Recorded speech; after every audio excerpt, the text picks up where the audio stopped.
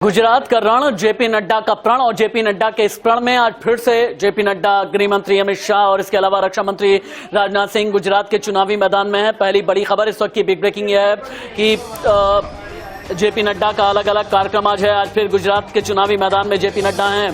BJP के राष्ट्रीय अध्यक्ष अहमदाबाद और नाडियाड में रहेंगे। रात 8 बजे घाटलोडिया में नड्डा डॉक्टर से मुलाकात करने वाले हैं। सुबह 10 बजे से रात 10 बजे तक गुजरात में हैं जेपी नड्डा। इस वक्त की बिग ब्रेकिंग अभी की बड़ी खबर है। अलग अलग जो प्रोग्राम्स हैं बीजेपी के राष्ट्रीय अध्यक्ष के, अब 4 तस्वीरों के जरिए आप देखें। अब से थोड़ी देर के बाद में, लगभग 15 मिनट के बाद में गुजरात के अहमदाबाद में सुबह 11:15 बजे के आसपास रहेंगे जेपी नड्डा। नाडियाड में दोपहर 1:30 बजे बड़ी मीटिंग होने वाली है नाडियाड में ही। उसके बाद दोपहर 3 बजे रोड शो करेंगे जेपी नड्डा और फिर वापस से रात में 8 बजे अहमदाबाद घाटलोडिया आएंगे और वहां पर डॉक्टर्स के साथ में मीटिंग करने वाले हैं। अभी तक बीजेपी के राष्ट्रीय अध्यक्ष जेपी नड्डा ने किस तरह अपना दम दिखाया है गुजरात में, 8 अलग अलग तस्वीरें आप देखें। Road show, door to door campaign, सियासी अटैक, जनता के बीच पहुंचे, बड़ी बड़ी रैलियां की, गली गली गए, मोहल्ला मोहल्ला गए और गुजरात के रण में यह बताया कि भारतीय जनता पार्टी भले ही 27 साल से इस किले पर काबिज है, लेकिन कहीं से भी विपक्षियों को हल्के में नहीं लिया जा रहा है। मेरे कई कोलीग्स मेरे साथ में हैं। एडिटर इन खबर विद्याशंकर तिवारी, इंडिया न्यूज संवाददाता जतिन रावल, मेरे सीनियर कोलीग जिगर देवानी मेरे साथ में है। लेकिन पहले एडिटर इन खबर विद्याशंकर तिवारी जी के पास में चलूंगा। विद्याशंकर जी, सबसे पहले तो ये मैं कहना चाहूंगा कि गली मोहल्ले बीच हर जगह की आपकी जो रिपोर्ट है इंटरेस्टिंग भी है और उसमें फैक्ट भी हैं और उसमें जहां पर वाकई में अंग्रेजी में कहते हैं ना to hit where it hurts, आप वहां पर हर्ट कर रहे हैं जहां से वाकई में जनता का मिजाज हमारे सामने आ रहा है। ये सारी रिपोर्ट हम दिखा रहे हैं। दूसरे चरण के लिए अलग अलग तैयारियां क्या हैं और जनता के बीच आप गए हैं, जनता के जहन में क्या क्या चल रहा है?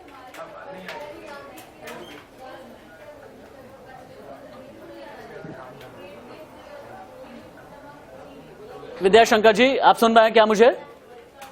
विद्याशंकर जी, अब तक आवाज आ रही है क्या? हाँ बोले आप बोले। हाँ बिल्कुल बोले आप। सवाल रिपीट कीजिए प्लीज।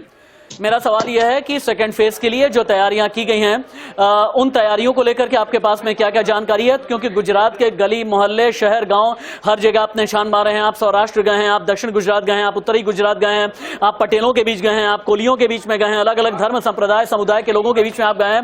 आपने अभी तक क्या क्या पाया? तो आप दूसरे चरण की बात कर रहे हैं, तो उसमें आज से चुनाव प्रचार बहुत तेज होने जा रहा है कि 93 सीट से जो चुनाव होना है। जो पहले चरण का चुनाव प्रचार था, खत्म होने के बाद सभी दलों के सभी नेताओं का जोर अब दूसरे चरण में। अब इस चरण में जो आते हैं वो आ रहे हैं क्षेत्र उत्तरी और मध्य गुजरात का।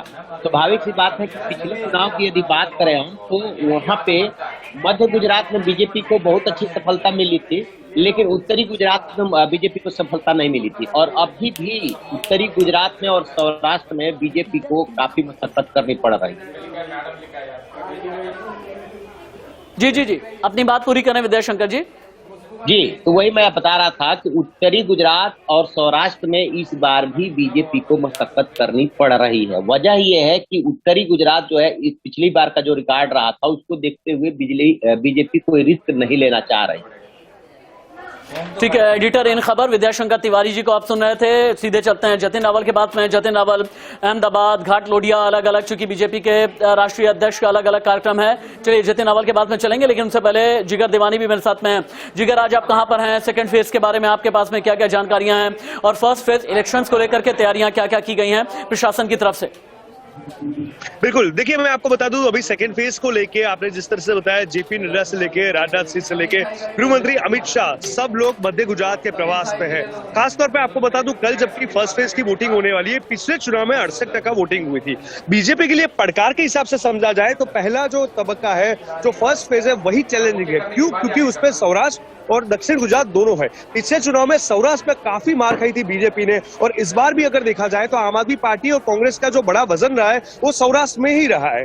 खास तौर पे 89। जिगर, आपको रोकना चाहूंगा मैं। जिगर, एक बार आपको रोकना चाहूंगा। गुजरात के चुनावी रण में अभी तक जेपी नड्डा ने अपने बयानों में क्या क्या, किस तरह से निशाना साधा है, एक बार सुना देते हैं, वापस से चलेंगे फिर। जब मैं गुजरात को याद करता हूं तो मेरा मन प्रसन्नचित भी होता है और मुझे प्रेरणा भी मिलती है।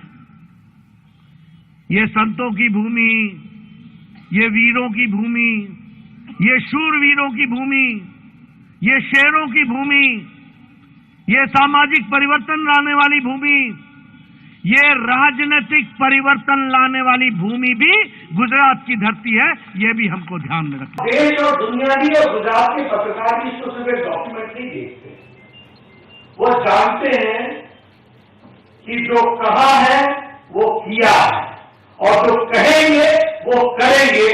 मेरे से पहले जितने भी नेताओं ने यहां से भाषण दिया होगा, मैंने सुना नहीं है, लेकिन मैं दावे के साथ कह सकता हूं कि सबने अपना अपना रिपोर्ट कार्ड आपके सामने रखा होगा, इस बात का मुझे दावा है। इसलिए मित्रों, ये नई संस्कृति में यह जो विधानसभा का चुनाव हो रहा है, ये एक परिवर्तित भारत के आगाज करने वाला है।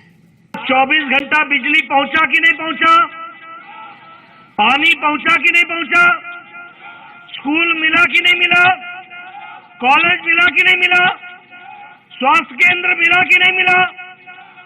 ये है बदलती तस्वीर गुजरात की, ये है बदलती तस्वीर इस जगह की, ये है बदलती तस्वीर दाहोद की।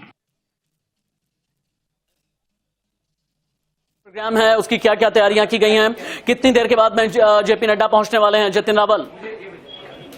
जी देखिए, बिल्कुल आपको बता दूं, मैं कैमरा पर्सन से कहूंगा आपको दिखाएगा पीछे के दृश्य। आपको पीछे की तरफ आप देख सकते हैं पूरी तैयारी जो है वो हो चुकी है। यहाँ पर जो दृश्य आप देख रहे हैं, भारतीय जनता पार्टी के सारे जो कार्यकर्ता है वो सभी यहाँ पर उपस्थित है। और अगर बात करें रोड शो की, तो कुछ ही देर में तकरीबन 10 से 15 मिनट के अंदर ही जो है ये रोड शो शुरू कर दिया जाएगा। जेपी नड्डा जो है यहाँ पर पहुंच जाएंगे। हालांकि यहाँ के जो उम्मीदवार है भूषण भट्ट, वो यहाँ पर पहुंच चुके हैं। सभी तैयारियां जो है वो समाप्त हो चुकी है और कुछ ही देर में जेपी नड्डा यहाँ पे पहुंचेंगे और यही जगह है, यहाँ से रोड शो जो है निकाला जाएगा। सभी प्रकार की जो तैयारियां है वो हो चुकी है। अगर बात करें तो यहाँ पर कहीं न कहीं जिस तरह से जो पिछली बार जो यहाँ पर जमालपुर के अंदर जो कांग्रेस की जो सीट यहाँ पर आई थी उसको, और अभी भी अगर बात करें तो इमरान खेड़ावाला जो कांग्रेस के यहाँ के उम्मीदवार है, जो कि पूर्व एमएलए भी है और यहाँ से, और उनकी जीतने के चांसेस थोड़े ज्यादा होने की वजह से डैमेज जो कंट्रोल है वो करने के लिए जेपी नड्डा खुद अब यहाँ पर मैदान में उतरे। सभी जगहों पर जहाँ जहाँ डैमेज कंट्रोल जैसी स्थिति है, जैसे कि अमित शाह जो है केंद्रीय गृह मंत्री अमित शाह शाम को असारवा में रहेंगे, क्योंकि असारवा में भी कांग्रेस की पकड़ है, तो उसी को मद्देनजर रखते हुए जहाँ जहाँ भी डैमेज कंट्रोल जैसी स्थिति दिखाई दे रही है, सभी जगहों को भारतीय जनता पार्टी के द्वारा, केंद्रीय गृह मंत्री के द्वारा, प्रधानमंत्री के द्वारा या तो राष्ट्रीय अध्यक्ष के द्वारा, सभी के द्वारा जो है रोड शो का आयोजन किया जा रहा है या तो जाहिर सभाओं का आयोजन किया।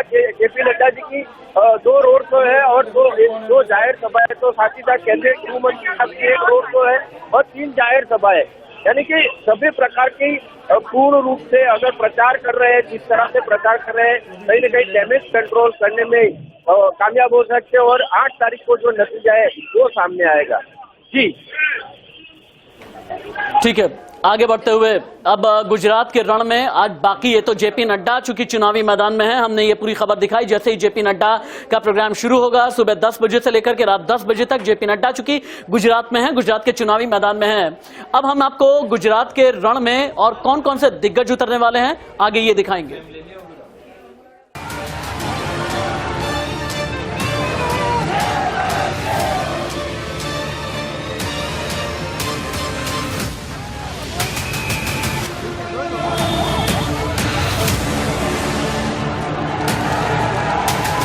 भारतीय जनता पार्टी हार रही है,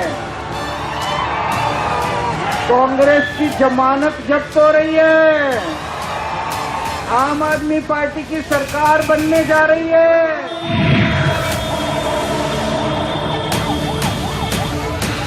का रण पहला चरण जो है प्रचंड है। पहले चरण की तैयारियां हैं प्रशासन की, लेकिन सेकंड फेज के लिए और भी ज्यादा तपिश बढ़ गई है, तापमान बढ़ गया। अगर यह कहा जाए तो गलत नहीं होगा। बीजेपी के राष्ट्रीय अध्यक्ष जेपी नड्डा की खबरें हमने आपको दिखाई हैं, लेकिन आज भारतीय जनता पार्टी के जो हैवी वेट्स हैं, यानी बड़े जो दिग्गज हैं, वो चुनावी मैदान में रहेंगे। गृह मंत्री अमित शाह जो कि उनका गृह क्षेत्र, गृह नगर और गृह राज्य हर जगह पर जेपी नड्डा के अलावा अमित शाह भी रहेंगे। गृह मंत्री अमित शाह का गुजरात दौरा आज है। सेकंड फेज के चुनाव के लिए चुनावी प्रचार करेंगे। सुबह 11 बजे महिसागर में जनसभा करने वाले हैं अमित शाह। शाम 4 बजे अहमदाबाद में भव्य रोड शो करेंगे। शाम 6 बजे मनसा में जनसभा को संबोधित करेंगे गृह मंत्री अमित शाह। शाम 7:30 बजे अमित शाह की अहम बैठक होने वाली है। इस वक्त की बिग ब्रेकिंग अभी की बड़ी खबर है। चुनावी एजेंडा एक तरीके से कहा जाए सेट और भारतीय जनता पार्टी की रणनीति है परफेक्ट। फिर से अगली ब्रेकिंग टॉस की जाए। बीजेपी अध्यक्ष जेपी नड्डा के गुजरात दौरे को लेकर के हमारे पास में और भी कई जानकारियां हैं। अब से थोड़ी देर के बाद में अहमदाबाद में जेपी नड्डा का रोड शो। दोपहर 1:30 बजे बीजेपी पदाधिकारियों के साथ में मीटिंग। 3 बजे खेड़ा के नडियाड में भव्य रोड शो करेंगे जेपी नड्डा। रात 8 बजे अहमदाबाद में अहम बैठक करेंगे जेपी नड्डा, यानी गृह मंत्री अमित शाह, जेपी नड्डा। और इसके अलावा रक्षा मंत्री राजनाथ सिंह का प्रोग्राम क्या है? Next big breaking. रक्षा मंत्री राजनाथ सिंह ने भी गुजरात में पूरी ताकत झोंक दी है। सुबह 10 बजे से राजनाथ सिंह का डोर टू डोर कैंपेन शुरू हो गया है। अहमदाबाद के पारस नगर में राजनाथ सिंह का ये कैंपेन है। सुबह 11:30 बजे प्रेस कॉन्फ्रेंस भी करेंगे रक्षा मंत्री राजनाथ सिंह। दोपहर 3 बजे महिसागर में जनसभा को संबोधित करेंगे। वडोदरा में वैष्णव समाज सम्मेलन में शिरकत करेंगे राजनाथ सिंह। एक चौपाल दिखाई जाए, चौपाल दिखाइए गुजरात की एक। तो भैया गुजरात में विधानसभा चुनाव है और इस चुनाव के लिए हम सब निकले थे चुनावी यात्रा पे। और इस चुनावी यात्रा के दौरान हम लोग इस समय पहुंच चुके हैं गांधीनगर। वही गांधीनगर जहां से अमित शाह जो है सांसद हैं। और इस समय हम लोग मौजूद हैं भाईजीपुरा चौराहे पे। और ये विधानसभा क्षेत्र जो आता है वो गांधीनगर दक्षिणी क्षेत्र में आता है। और इस विधानसभा क्षेत्र की दिलचस्प बात यह है कि 3 बार से विधायक रहे बीजेपी से जो प्रत्याशी थे उनका टिकट काटकर बीजेपी द्वारा अल्पेश ठाकुर को टिकट दे दिया गया है। वही अल्पेश ठाकुर जो पटीदार आंदोलन से उभरे, कभी कांग्रेस का दामन थामे हुए थे। लेकिन भैया ये राजनीति है, कब किधर पलटे ये कोई नहीं जानता है। और मैं आप सबको बता दूं कि कांग्रेस से जो प्रत्याशी हैं हिमांशु वी पटेल और आम आदमी पार्टी से दौलत पटेल प्रत्याशी हैं। और यहाँ की जनता क्या सोचती है, जनता की क्या राय है, ये भी हम जानेंगे। क्योंकि 3 बार से जो है बीजेपी के विधायक थे, तो कुछ काम धाम हुआ है कि नहीं हुआ है, आप लोग क्या सोचते हैं, यहाँ का क्या है माहौल? जब मोदी जी पहली बार मुख्यमंत्री बने थे तभी से हम बीजेपी के और मोदी जी के साथ में, तब से आप गुजरात का विकास देख ही रहे हो। और गुजरात में भी ट्रेंडिंग चल रहा है कि एक डंडा केजरीवाल को, एक दो को केजरीवाल ने, मतलब एक डंडा केजरीवाल को, उसका मतलब होता है एक मत दो। गुजरात का एक व्यक्ति एक डंडा मारेगा तो दूसरी बार केजरीवाल की सरकार को या आम आदमी पार्टी को दूसरी बार मौका गुजरात में मिलेगा नहीं। और बीजेपी ही आएगी। 15-20 सालों से बीजेपी चल रही है। मोदी जी को गुजरात का पूरा समर्थन है और हमेशा रहेगा और बीजेपी ही आएगी। ये तो कह रहे हैं बीजेपी आएगी, आपकी क्या राय है? बस वही है, यहाँ कांग्रेस नहीं चाहिए या आम आदमी पार्टी नहीं चाहिए, हमको बीजेपी चाहिए। 27 साल। और यहाँ रुकेंगे एक छोटे